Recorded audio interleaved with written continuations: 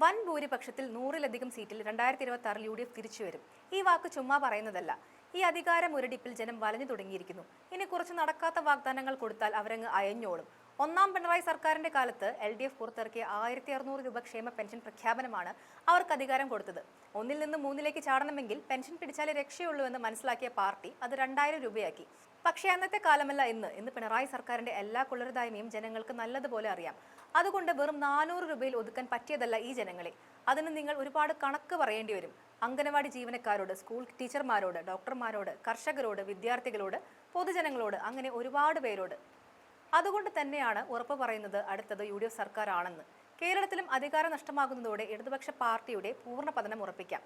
LDF സർക്കാരിന്റെ പുതിയ ക്ഷേമ പ്രഖ്യാപനങ്ങൾ ജാള്യത മറിക്കാനുള്ള നീക്കമാണെന്ന് പ്രതിപക്ഷ നേതാവ് VD സതീശൻ പറയുമ്പോൾ അത് തന്നെയാണ് സത്യമെന്ന് നമുക്ക് ബോധ്യപ്പെടുകയാണ്. 2026-ൽ 100-ലധികം സീറ്റുമായി UDF തിരിച്ചു വരുമെന്നും അതിന് നേതൃത്വം നൽകുന്നത് കോൺഗ്രസുകാരായിരിക്കുമെന്നും VD സതീശൻ പ്രഖ്യാപിച്ചു.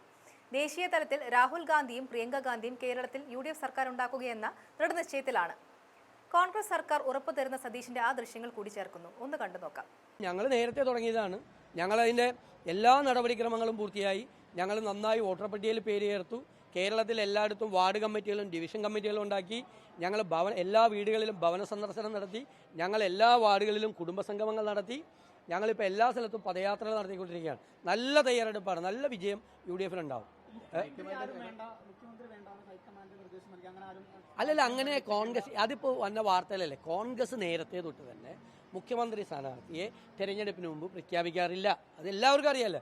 ഇന്ത്യയിൽ എല്ലായിടത്തും അങ്ങനെ തന്നെയാണ്. കോൺഗ്രസ് ജയിക്കുന്ന സംസ്ഥാനങ്ങളിൽ പോലും ഇപ്പോൾ കർണാടകയിൽ നമ്മൾ ജയിച്ചില്ലേ, തെലങ്കാനയിൽ ഞങ്ങൾ ജയിച്ചില്ലേ, അവിടെ മുഖ്യമന്ത്രി സ്ഥാനാർത്ഥിയെ പ്രഖ്യാപിച്ചില്ലല്ലോ.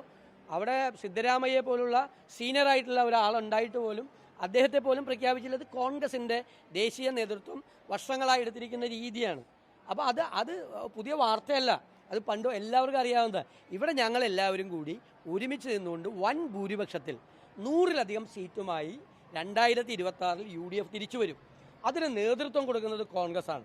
കോൺഗ്രസിലെ എല്ലാ നേതാക്കളും ഉത്തരവാദിത്വ ബോധത്തോടു കൂടി ഒരുമിച്ച് നിന്നുകൊണ്ട് ഒരു ടീം വർക്കാണ്. അത് ഒരു നറേറ്റീവ് ഉണ്ടാക്കി. ഇപ്പോൾ CPM നറേറ്റീവാണ്. കോൺഗ്രസിൽ കുഴപ്പമോ കോൺഗ്രസ് അത് പറഞ്ഞ് അവസാനം LDF-ൽ കുഴപ്പമില്ലേ, LDF കുഴപ്പമില്ലേ. അതൊക്കെ സംഘടനാപരമായ കാര്യങ്ങൾ. അതൊന്നും നിങ്ങളായിട്ട് ചർച്ച ചെയ്യേണ്ട, മാധ്യമങ്ങളായിട്ട് ചർച്ച ചെയ്യേണ്ട കാര്യങ്ങളല്ല. കേൾക്കി, അത് DCC എപ്പോഴാണ്, KPCC എപ്പോഴാണെന്നും മാധ്യമങ്ങളായിട്ട് ചർച്ച ചെയ്യേണ്ട കാര്യമില്ല. CPM നിങ്ങളായിട്ട് ചർച്ച ചെയ്തിട്ടാണ് തീരുമാനിക്കുന്നത് ആണോ? CPM-ന്റെ സംസ്ഥാന കമ്മിറ്റിയെ വയ്ക്കുന്നത്, സെക്രട്ടേറിയറ്റ് മെമ്പർ വയ്ക്കുന്നത്, ജില്ലാ സെക്രട്ടറിയെ വയ്ക്കുന്നത്, രാവിലെ എല്ലാവരെയും കൂടി മാധ്യമപ്രവർത്തകരെ എല്ലാം കൂടി വിളിച്ചു കൂട്ടിയിട്ട് വരുത്തിയിട്ടാണോ? അതൊക്കെ ഞങ്ങളുടെ സംഘടനാപരമായ കാര്യങ്ങളാണ്. അത് അല്ലല്ല വേറെ ആവശ്യമില്ലാത്ത കാര്യങ്ങൾ സംസാരിക്കില്ല. അതൊന്നും മാധ്യമപ്രവർത്തകരോട് ഞാൻ സ്നേഹത്തിലാണ് പറഞ്ഞത്. അന്നും സംസാരിക്കേണ്ട കാര്യം നിങ്ങൾക്കറിയാമല്ലോ. ഇപ്പോൾ നിങ്ങളുടെ കൈരളിയിലെ എക്സിക്യൂട്ടീവിനെ വെക്കണ കാര്യം KPC എക്സിക്യൂട്ടീവ് തീരുമാനിച്ചാൽ മതിയാ. അല്ല, ഞാൻ ചോദിച്ചത് കൈരളിയിൽ ഒരു എക്സിക്യൂട്ടീവിനെ വെക്കണം, ഒരു അപ്പോയിൻമെന്റ് ഞാൻ പറയണേക്ക് കുറച്ച് റിപ്പോർട്ടർമാരെ വെക്കുന്നു. അന്ന് നാളെ മുതൽ കൈരളിയിലെ റിപ്പോർട്ടർമാരെ KPC എക്സിക്യൂട്ടീവ് കൂടിയിട്ട് തീരുമാനിക്കുക. അത് പറ്റുമോ? അത് കൈരളിയുടെ മാനേജ്മെന്റാണ് ചെയ്യുന്നത്. ഇവിടെ ഒരു മാനേജ്മെന്റ് ഉണ്ട്. കൈരളിക്കാർ തീരുമാനിക്കേണ്ട. തിരുവനന്തപുരം DCC പ്രസിഡന്റ് ഞങ്ങൾ തീരുമാനിച്ചോളാം.